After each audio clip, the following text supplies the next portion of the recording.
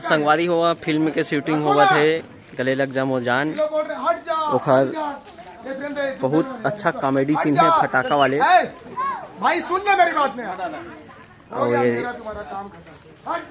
दर्शक है सब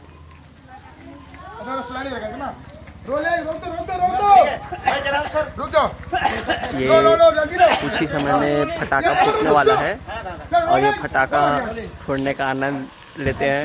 देखने में बहुत मजा आएगा, फिल्म देखने में ज्यादा मजा आएगा। दादा बस है ना, अब लगाओ तुम बम पीछे से, तुम नाच करते अब ये बम लग रहा है। दादा कान में उंगली नीचे से खेल लेना ना भाई, थोड़ा बहुत यार चलो चल गया।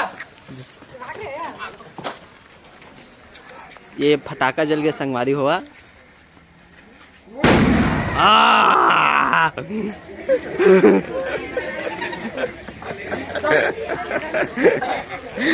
अति मजा आई से कान झन्नत झन्नत लगा थे।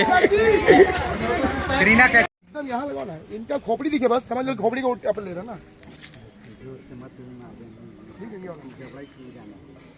रियाज अमित यहीं पर लोगे ना, तो जब बोलो ना देखना, देखिए आँख मतलब चलो हटो भैया, जल्दी जल्दी हट जाओ भैया।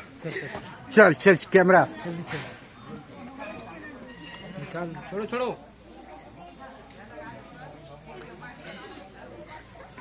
नीचे करो, पूरा नीचे आना, पूरा नीचे आना।